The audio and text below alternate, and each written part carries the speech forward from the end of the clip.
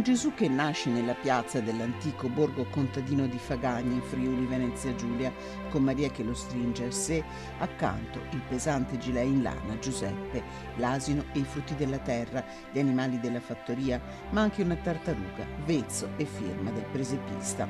È la terra contadina che ospita la nascita del bambino in un'ambientazione di primo Novecento dove tutto racconta una civiltà che è stata la base di quella che viviamo adesso.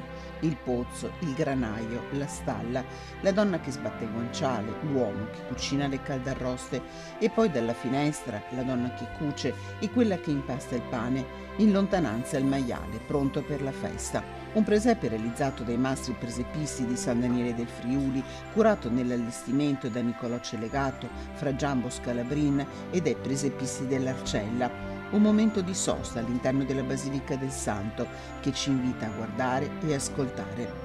Io credo che sostare davanti al presepio sia sempre un momento di incanto che ci fa sospendere un po' il ritmo quotidiano, che ci permette di prenderci una pausa di meditazione, di preghiera, anche di ascolto di ciò che ci accade dinanzi agli occhi. A volte ascoltiamo più con gli occhi che con gli orecchi, proprio attraverso tutto ciò che ci viene donato nella vita di ogni giorno. Il presepio è intessuto proprio di questa quotidianità, però viva e resa viva dalla presenza del Signore. L'umanità tutta si stringe al bambinello, nato povero ma ricco d'amore, così come si nasceva nei paesi un secolo fa.